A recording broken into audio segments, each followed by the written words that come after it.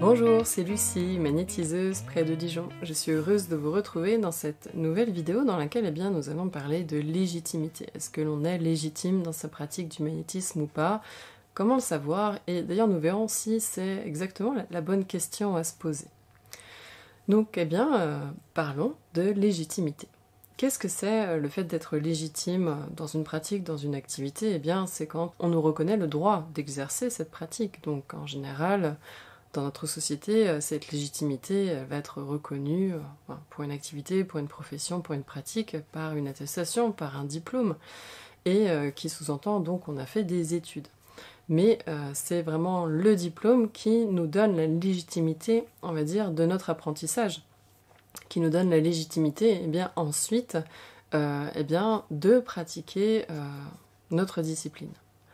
Donc ici, tout de suite, en magnétisme, rappelons-le, il n'y a pas de diplôme d'État. Ça veut dire que, quel que soit le cursus d'apprentissage que vous avez fait, il n'y a aucun diplôme qui ne reconnaîtra, on va dire, de manière officielle, la légitimité de votre profession ou de votre pratique de magnétisme. Mais quand il n'y a pas de diplôme d'État, ça veut dire qu'en fait, on est légitime. On a le droit d'exercer notre capacité, notre compétence de magnétisme, sans avoir besoin de diplôme. Et ça nous pose problème d'ailleurs, parce que les personnes qui n'ont pas d'éthique, vont se déclarer comme magnétiseurs et exercer, et voilà, on se retrouve avec des charlatans sur le marché. Donc bien évidemment, quand je parle de s'installer comme magnétiseur, c'est quand on sait qu'on est honnête envers soi-même, qu'on a du bon sens et qu'on a fait ses preuves en fait avec nous-mêmes, mais justement on va en parler. C'est quand on a fait nous-mêmes nos preuves et que par notre observation rationnelle, on a jaugé nos capacités et on va pouvoir s'auto-légitimer dans cette pratique. Mais ça, c'est juste, on va dire, d'un point de vue officiel, juridique, professionnel. Le magnétisme, voilà, aujourd'hui, on le sait, il n'y a pas besoin de diplôme. Et d'ailleurs, autre petite parenthèse, quand vous voyez qu'il y a des écoles qui vous proposent des formations certifiantes, c'est juste qu'en fait, ça veut dire qu'elle vous fera une attestation comme quoi vous avez suivi un stage, mais il n'y a aucune formation certifiante en magnétisme, puisqu'il n'y a pas de diplôme d'État. Donc déjà, si certains se posaient la question, j'espère que voilà, vous l'avez et que ça vous éclairera. Donc ce qui va être important, c'est pas le diplôme, puisque de toute façon il n'y en a pas, et sachez que même quand on a un diplôme, pas forcément dans le magnétisme, mais donc dans d'autres disciplines, on peut très bien avoir un diplôme, avoir été, on va dire, suffisamment moyen dans ses études, avoir, on va dire, une bonne méthodologie de révision qui nous a permis d'avoir des bonnes notes et de passer nos examens, voilà, juste ce qu'il fallait et de décrocher notre diplôme. Mais en termes de réelle capacité, où est-ce qu'on en est? Donc là, c'est vraiment une autre question. Certes, on aura eu le diplôme, et on aura le temps dans l'avenir de se parfaire, de se peaufiner, d'approfondir nos outils, nos techniques, nos compétences, nos savoirs, mais c'est pas parce qu'on a le diplôme que ça fait de nous quelqu'un de capable. Et donc, évidemment, vous voyez où je veux en venir, pour moi la bonne question, c'est pas de savoir si on est légitime dans telle ou telle pratique, en tout cas dans la pratique du magnétisme, parce que je suis bien d'accord que dans la société d'aujourd'hui, si on n'a pas tel diplôme, on ne se fait pas embaucher. C'est très très rare les recruteurs qui acceptent de s'affranchir de la notion de diplôme. D'ailleurs, certains n'ont même pas le choix, c'est imposé par, on va dire, les règles de l'entreprise. Mais certains recruteurs s'affranchissent du diplôme et se basent vraiment sur l'expérience, sur les aptitudes et sur les compétences des personnes. Donc pour moi, la chose la plus importante en magnétisme, c'est la notion de capacité, c'est la notion de compétence. Et comment savoir si on est compétent en magnétisme? C'est ça, pour moi, la vraie bonne question. Comme dans toute discipline, comme dans toute technique, on a besoin de passer par une phase d'apprentissage. Je vais mettre entre parenthèses les personnes qui ont déjà une très bonne prédisposition avec leur magnétisme, bien que cela, pour moi, ne les dispense pas d'apprendre à toujours mieux apprivoiser et faire usage de leur magnétisme. Avoir une prédisposition, c'est déjà avoir en fait un bon niveau de puissance magnétique. Et encore, on va mettre des guillemets autour du mot puissance, Parce que, voilà, c'est pas la cour des miracles ici sur Terre, je le dis souvent, et on peut être un puissant magnétiseur, et en fait, faut rester humble, et voilà, on n'est pas en train de guérir des maladies à tour de bras. Donc, je mets un peu entre parenthèses dans cette vidéo les personnes qui ont déjà une bonne prédisposition au magnétisme, mais je le rappelle, ça ne dispense pas ces personnes-là de continuer d'apprendre. Que vous ayez ou non une prédisposition, eh bien, pour la pratique du magnétisme, vous allez passer par une phase d'apprentissage. Mais qu'est-ce qu'on va apprendre concrètement? Parce que le magnétisme, on parle tout de suite de capacité énergétique, donc c'est savoir exercer une capacité. La pratique du magnétisme, ce n'est pas avoir des connaissances. Et là, déjà, c'est une distinction à faire. Quel que soit votre niveau de connaissance en énergétique, certes, ça va vous aider, mais ce n'est pas ça qui va vous rendre compétent en magnétisme. Ce qui nous rend compétent en magnétisme, c'est de savoir faire usage de nos centres et de nos champs chiromagnétiques, et sous-entendu, bien sûr, d'avoir appris à les développer et de continuer de les développer, parce qu'on n'a jamais assez de force magnétique. Et donc le plus important, c'est de savoir faire usage de son magnétisme. Ça veut dire que on doit être capable de savoir faire rayonner son magnétisme au niveau le plus intense qui soit par rapport à notre développement, à volonté, à n'importe quel moment de la journée. Qu'il fasse nuit, qu'il fasse jour, que vous soyez réveillé, mal réveillé, etc. Être capable en magnétisme, c'est savoir, à n'importe quel instant, faire rayonner son magnétisme. Et ça veut dire quoi? Eh bien, ça veut dire savoir mettre en tension de travail, comme je le dis souvent, eh bien, vos centres et vos champs chiromagnétiques. Avec mes stagiaires, on a vu aussi la notion de forception magnétique. Donc c'est pareil, c'est une mise en tension de vos centres et de vos champs chiromagnétiques, mais pour mes élèves qui regardent aussi cette vidéo, voilà, c'est aussi votre capacité de savoir faire de la forception magnétique qui va primer. Donc cette mise en tension de travail, comment est-ce qu'on l'apprend? Eh bien tout simplement dans les exercices que l'on fait pour développer son magnétisme. Que ce soit l'exercice du coussin énergétique, que ce soit les exercices de densification de vos champs chiromagnétiques, vous êtes dans un travail de forception. Petite parenthèse, quand j'aurai enfin fait mon autre formation en ligne, il y aura les exercices de forception magnétique qui seront inclus dans cette formation, mais comme je n'ai toujours pas assez de temps pour l'instant pour la terminer, je dois la terminer pour février 2022 au plus tard, c'est mon objectif, je veux m'y tenir. Voilà, mais pour l'instant, vous n'avez pas accès, en dehors de mes stagiaires qui ont fait donc les stages de niveau 2, vous n'avez pas encore cette pratique de disponible de forception magnétique. Mais sachez que si vous savez mettre en tension de travail à volonté vos centres et vos champs chiromagnétiques, vous êtes déjà dans le fait d'être capable d'exercer votre capacité de magnétisme. Et ce qu'il faut savoir, c'est que donc, cette forception magnétique, cette mise en tension de vos centres et de vos champs chiromagnétiques, eh bien ça prend au travers des exercices de développement. Donc déjà, ça a l'avantage de développer votre magnétisme, mais il faut savoir que la forception, que la mise en tension de vos champs et de vos centres chiromagnétiques, eh bien génère un rayonnement magnétique. Et votre magnétisme, eh bien c'est votre rayonnement magnétique. Donc, au travers de ces pratiques, de ces exercices de développement, vous apprenez à développer votre magnétisme et aussi à le rayonner. Et ça, c'est important de le comprendre. Ça veut dire que vous n'avez pas besoin de faire 36 000 exercices au quotidien. Si vous avez bien approprié, par exemple, les exercices de densification de vos champs chiromagnétiques ou de forception chiromagnétique, eh bien, vous savez rayonner votre magnétisme et plus vous allez approfondir ces exercices et plus vous allez savoir, sur commande, à volonté, eh bien, générer votre rayonnement magnétique. Là, je mets de côté pour l'instant le fait d'avoir des protocoles de soins. Parce que, quel que soit le protocole de soins, finalement, le plus important, c'est de savoir faire cette forception magnétique, de mettre en tension de travail vos centres et vos champs chiromagnétiques pour faire rayonner votre magnétisme. Donc, ce qui vous rend déjà compétent, c'est de savoir faire ça. Et après, on est d'accord que cette compétence est augmentée si votre force magnétique est réelle, consistante et importante.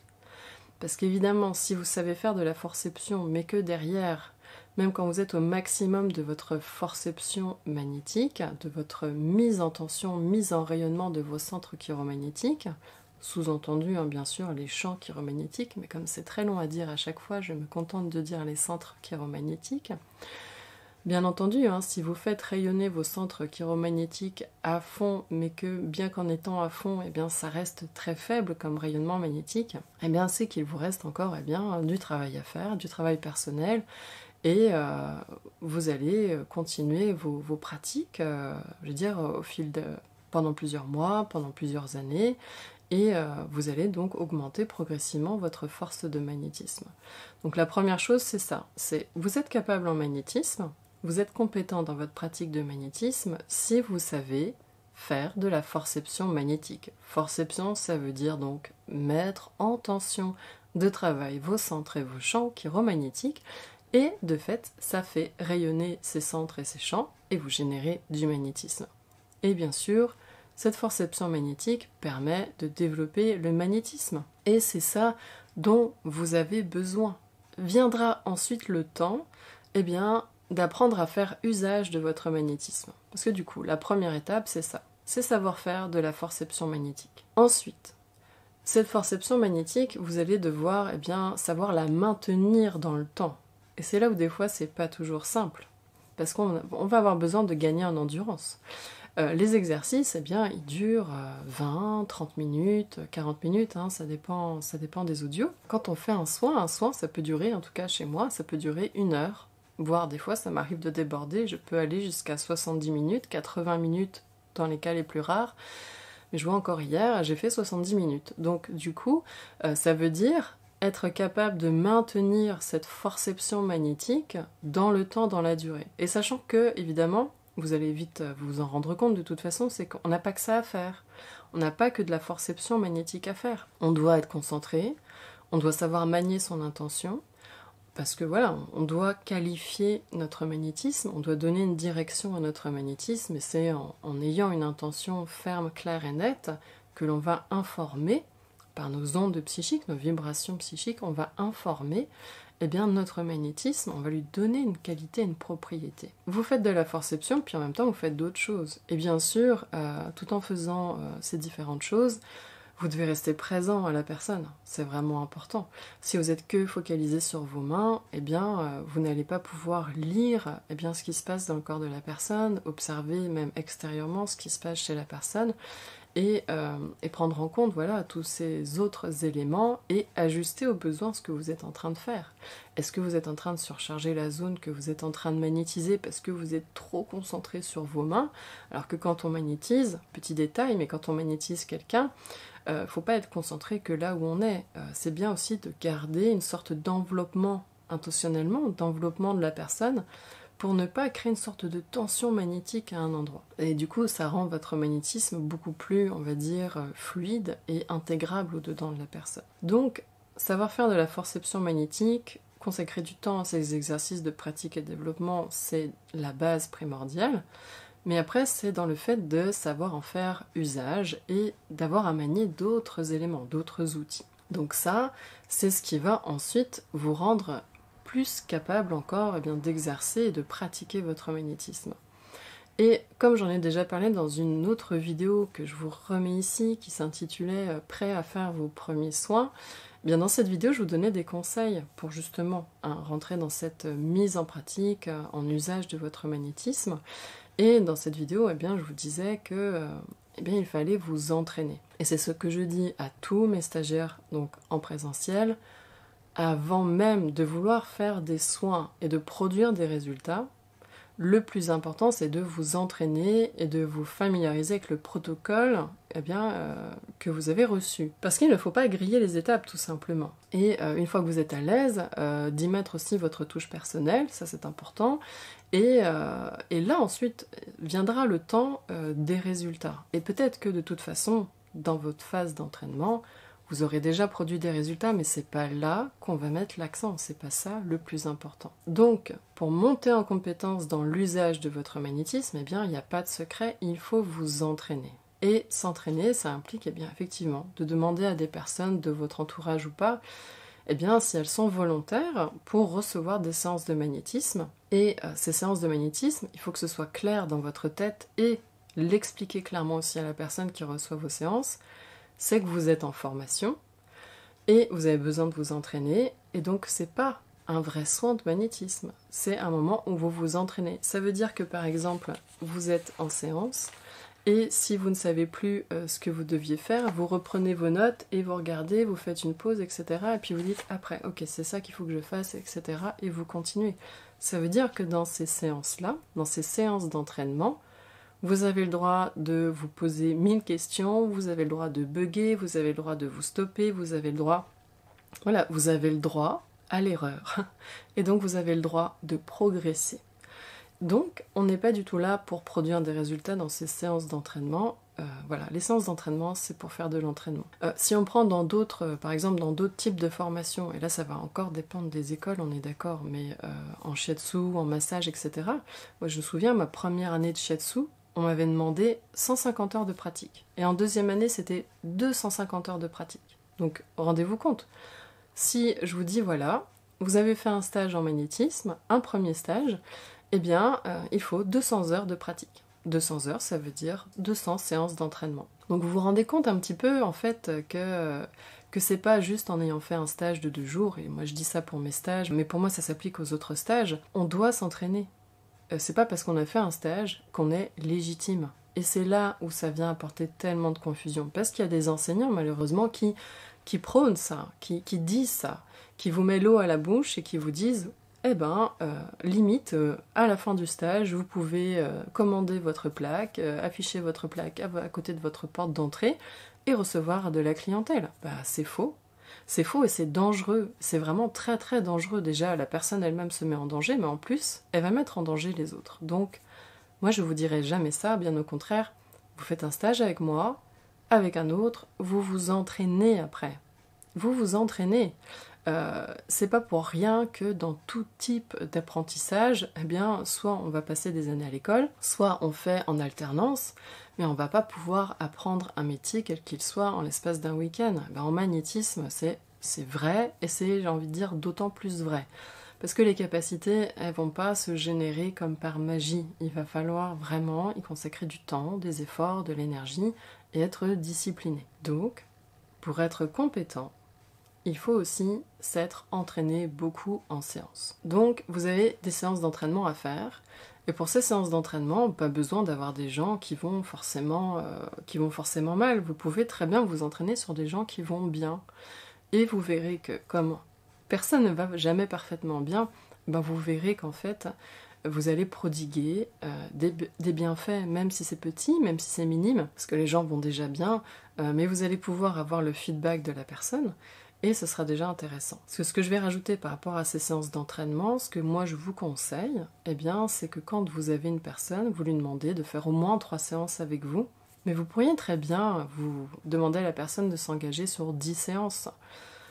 Parce que ces 10 séances-là vont vous donner énormément de recul, et d'informations, et de perspectives, et de vous permettre de vous affiner dans votre pratique.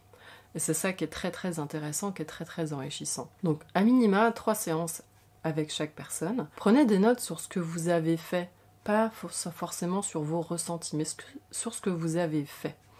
Moi je le dis à mes stagiaires, voilà combien de temps j'ai passé sur l'imprégnation, combien de temps sur la tête, combien de temps sur la poitrine, quelle intention j'ai mis, quels mots j'ai employés, etc. Parce que du coup, quand la personne elle revient après en séance, eh bien moi je sais exactement ce que j'ai fait la fois d'avant, et en fonction de ce qu'elle va me dire, comment elle s'est sentie après le soin, est-ce qu'il y a eu des résultats ou pas encore, eh bien je vais pouvoir ajuster, faire des micro-ajustements dans mon protocole et me dire « Ah ok, là ça commence à bien réagir à cet endroit-là chez elle, je vais continuer d'appuyer, voire même d'y passer un peu plus de temps. » Donc prenez des notes sur ce que vous faites, prenez des notes sur le feedback de la personne quand elle revient vous voir. Il y a le feedback juste post-soin, et il y a le feedback quand elle revient vous voir parce qu'il s'est passé des choses dans les jours qui ont suivi. Vous prenez vos notes et vous allez vous entraîner et enrichir votre base d'informations sur ce que vous faites. Viendra ensuite. Et ça, c'est pas, on va dire que c'est pas parfaitement marqué dans le temps. C'est-à-dire que c'est pas je fais que des séances d'entraînement, tac, j'en ai fait 200, au bout de 200, j'attaque vraiment des séances de magnétisme. Peut-être que ça va se lisser sur la fin. Peut-être qu'à partir même de 100 séances, vous allez commencer à vous dire à voir que concrètement, oui, vous faites vraiment beaucoup de bien aux gens. Et là, vous allez commencer à pouvoir proposer des séances de magnétisme, donc avec un but curatif cette fois. Et pareil, et là, il faut être progressif, ne pas griller les étapes, ne pas se précipiter, et commencer par des personnes qui ont des problèmes de santé bénins, donc des problèmes de santé légers. Donc là, je ne vais pas vous faire une liste de quelle maladie ou quel problème de santé est bénin ou pas. Donc ce que je vous invite à faire, c'est de discuter avec la personne et vous allez vous rendre compte si c'est bénin ou si ça ne l'est pas. Et sachez qu'à partir du moment où la personne a plusieurs pathologies, donc on est sur un profil de polypathologie, et bien là déjà, on oublie le bénin. Ça veut dire que vous êtes déjà dans du complexe. Donc ce ne sont pas ce type de pathologie-là sur lesquelles il faudra vous exercer en premier après avoir fait votre phase de séance d'entraînement. Non, il faut vraiment rester progressif, s'engager à essayer d'aider des personnes qui présentent des pathologies bénignes, des problèmes de santé bénins légers. Et après, au fil du temps, mais vous aurez compris la mécanique, et de temps en temps, vous allez prendre un cas un peu plus difficile et vous allez exercer vos capacités. Vous allez vous challenger un peu et vous dire ok, j'ai jamais fait ce type de pathologie, voyons voir ce que ça donne. Et vous allez rester dans cette même logique. Je fais 3 séances, je fais de mon mieux, j'ai continué de faire mes pratiques de développement, je mets en forception magnétique au maximum mes centres et mes champs chiromagnétiques, et vous allez observer des choses. Et par rapport à vos observations, ça va vous donner de l'information, des faits. Et ces faits, cette démarche, elle est rationnelle. Et c'est ça qui va vous consolider dans votre capacité, dans votre compétence en magnétisme. Donc si vous respectez la ligne d'apprentissage, que vous êtes discipliné dans la pratique de vos exercices, que vous y allez de manière progressive dans l'usage de votre magnétisme, séance d'entraînement, séance sur des pathologies simples et bénignes, et vous enrichissez, vous complexifiez la chose avec les mois, avec les années. Si vous respectez tout ça, si vous restez logique, rationnel, pragmatique, donc à partir de ce moment-là, vous allez développer votre confiance en vous, consolider votre confiance en vous, et cette confiance, c'est le fait de savoir que vous êtes capable de pratiquer votre magnétisme. Et pour cette troisième partie de vidéo, voilà de quoi j'avais envie de vous parler. Donc ça va concerner effectivement le fait de se sentir légitime, et vous allez voir, c'est déconnecté en fait du fait d'être capable. Parce que le sentiment de légitimité, il n'est pas rationnel. C'est un sentiment, c'est une émotion, c'est une perception qui est très subjective. Et pour s'affranchir, quitter ce sentiment de non-légitimité, il va falloir s'extraire d'autre chose. Déjà, s'extraire de l'illusion que le magnétisme ou l'énergétique, c'est magique, et que une prière par-ci, les anges par-là, le magnétisme par-ci, et hop, on fait des miracles. Je sais que j'exagère un peu quand je dis ça, mais parce qu'Internet c'est génial, mais en même temps c'est une catastrophe, parce qu'on trouve tellement de choses, et on trouve des choses vraiment absurdes. Et c'est là où je vous invite toujours à rester rationnel, à rester posé, à rester pragmatique. Parce que si vous considérez que l'énergétique ne répond pas à certaines lois, déjà vous êtes dans le faux. Même si c'est de l'énergie, ça a des propriétés, ça a des caractéristiques, ça répond à des lois. On ne peut pas modifier les lois, ça c'est pas possible. On est obligé de faire avec. Ça veut dire qu'on oublie le côté miraculeux, fantastique de l'énergétique. Et si vous laissez de côté du coup ces illusions-là, déjà vous allez arrêter de vous mettre une sorte de pression et d'espoir de générer un jour des capacités absolument transcendantales, extraordinaires, sans avoir rien fait. Encore une fois, je caricature, mais parce que c'est hélas le discours que je peux lire sur certains sites internet, et ma chaîne c'est fait pour partager aussi des choses qui me semblent du coup fausses, et je souhaite apporter ma pierre à l'édifice dans le bon sens et de manière pragmatique. Et donc en vous extrayant de ces illusions, vous allez mieux vous engager dans le côté pratique, pragmatique de votre magnétisme, de votre pratique du magnétisme, et voilà, vous allez faire fi de ça, et ça va vous permettre de vous concentrer à fond dans ce que vous faites. L'autre chose dont on a besoin de s'extraire pour se sentir légitime, c'est la chose suivante, c'est se détacher des attentes d'autrui. Sachant que autrui peut avoir une idée préconçue de comment le magnétisme ça fonctionne. Et si en plus vous avez une personne qui croit aux illusions dont je viens de parler, ça va rendre la chose un peu plus compliquée parce qu'elle va s'imaginer qu'en une séance, ça va être magique, ça va être sensationnel, ça va être merveilleux et qu'elle va être guérie en sortant de la séance. Eh ben, c'est faux. Charge à vous, non seulement d'investir vraiment la compréhension de comment le magnétisme fonctionne et eh bien d'être pédagogue et de l'expliquer tout simplement à la personne sur qui vous allez vous entraîner ou à qui vous allez faire des séances. Si vous lui expliquez eh bien, votre approche pragmatique du magnétisme, vous allez la poser et ça va venir aider à ce qu'elle dissolve, cette personne-là, ses attentes qui sont irrationnelles. Du coup, ça va vous permettre de vous poser un peu plus dans ce que vous faites, ça va vous permettre de vous séréniser, entre guillemets, et eh bien, de ne pas vous laisser happer par les attentes que la personne pourrait avoir. Vous faites votre pratique du magnétisme à votre façon, avec tel cadre, avec telle compréhension, et c'est ça que vous apportez à la personne. Vous n'êtes pas censé vous contorsionner et répondre aux attentes de la personne. Elle n'est pas compétente en magnétisme. C'est comme si vous alliez chez votre dentiste et puis que vous lui disiez « Ah non, alors là, j'aime pas trop quand c'est comme ça, faudrait plutôt faire comme ci, faudrait plutôt faire comme ça, n'utilisez pas la roulette, utilisez plutôt ça. » Non. Voilà, le dentiste, il sait ce qu'il a à faire, il le fait. Vous êtes magnétiseur, même si vous êtes apprenti, il y a un certain moment, voilà, même en étant encore apprenti, vous savez ce que vous faites. Eh bien, c'est vous qui posez le cadre et ça va aussi tenir et rassurer la personne parce que vous allez être présent dans ce que vous faites. Donc voilà, s'extraire des attentes d'autrui et expliquer à la personne eh bien, comment vous travaillez, quelle est votre approche, comment ça va se passer et ça va lui permettre eh bien, à elle aussi de s'extraire eh bien, de ses propres illusions par rapport au fonctionnement de l'énergétique. On doit aussi s'extraire de nos propres croyances, et évidemment nos croyances limitantes. Si on a la croyance de « je suis nul », forcément, ça va vous paralyser dans l'action, ça va vous paralyser dans votre capacité à faire du magnétisme. Mais il faut savoir qu'une croyance, eh bien, c'est pas forcément vrai. Et lorsque vous avez suivi toute la ligne d'apprentissage, que vous avez fait vos pratiques, que vous avez pu observer l'effet de votre magnétisme en séance, vous avez là une base d'information rationnelle. Et vous pouvez avoir une analyse, une réflexion rationnelle par rapport à ce champ d'expérience et par rapport à votre apprentissage et à votre pratique. Lorsque la croyance se pointe et qu'elle vous dit « bah non, t'es nul, t'es pas capable, etc. » La croyance est irrationnelle. La croyance, même si elle se manifeste et qu'elle vous prend intensément au-dedans de vous, ce n'est pas parce que vous en avez une saisie intense émotionnellement que c'est vrai pour autant. Non, la croyance, c'est un programme qui peut être erroné et qui se met à tourner suite à un stimuli, une pensée, quelque chose qui s'est passé à l'extérieur. Et cette croyance, voilà, se tourne comme un programme, comme le programme d'un logiciel qui se met, voilà, qui s'enclenche, qui s'active. Et c'est pas parce qu'il y a cet enclenchement que c'est forcément vrai et que c'est forcément juste. Donc là, soyez vigilants. C'est pas parce que vous avez tel type de pensée qui émane d'une croyance erronée que ça vient invalider tout ce que vous avez fait. Et c'est en restant d'autant plus pragmatique et rationnel que vous allez pouvoir percer à jour ces fausses croyances et les invalider. Quand vous entendez dans votre tête cette pensée qui vous dit que vous n'allez pas y arriver, mais qui dit que c'est vrai? À partir du moment où vous allez déployer des efforts, vous allez un jour y arriver.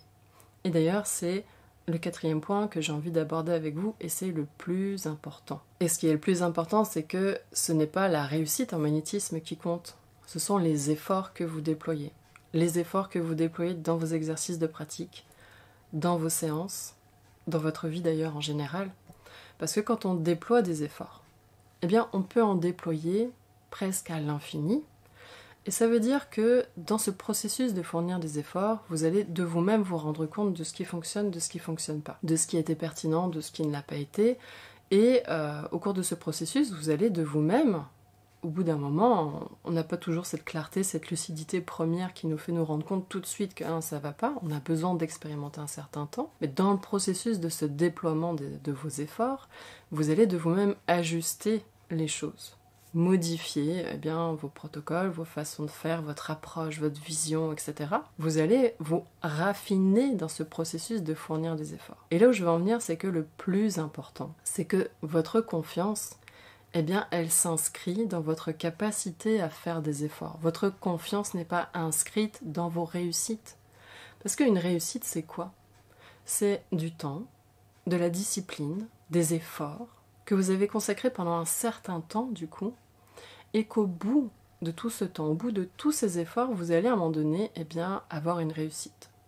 Et pendant tout le processus, pendant tout le temps qui était entre le point A et le point Z où vous avez pu aboutir à votre réalisation, à votre réussite, tout ce qu'il y a entre, c'est pas nécessairement des échecs, c'est du tâtonnement. Et parce que c'est normal. On ne peut pas réussir tout du premier coup. Sachant que, là évidemment, je parle de la pratique du magnétisme, mais ça peut s'appliquer à plein d'autres choses. On n'a pas qu'un seul facteur à gérer. D'ailleurs, ce sera l'objet d'une autre vidéo, mais quand on fait un soin à une personne, il y a un facteur important, c'est notre puissance de magnétisme, mais il y a plein d'autres facteurs au niveau biologique, énergétique, en termes de sensibilité, dedans la personne qui va faire que, d'une personne à une autre, on ne peut pas exactement reproduire les mêmes effets, et c'est ce qui va justement faire qu'il y a des fois, il y a des soins qui vont être réussis, et donc on va effectivement réussir à soigner la personne. Il y a des fois, on n'y arrive pas, mais parce qu'il y aura eu d'autres facteurs. Et le facteur génétique en est un, le facteur biologique, le facteur mécanique, enfin les facteurs d'âge, le facteur de sensibilité, le facteur de souplesse cérébrale. Tout ça, ça va faire que on n'a pas la main sur tous les éléments, sur tous les facteurs. Donc si vous basez votre confiance et votre compétence en magnétisme sur vos réussites uniquement, vous allez vous auto-saboter. Et en plus, c'est faux de se baser là-dessus. Parce que les chercheurs, les chercheurs scientifiques, s'ils se basaient uniquement sur leur réussite, eh bien, ils s'auto-saboteraient aussi, et on dirait que la médecine, ça fonctionne pas. Parce qu'il y a encore tellement de choses que la science a à trouver, à savoir faire. Et en magnétisme, on doit avoir cette approche aussi rationnelle, cette approche pragmatique.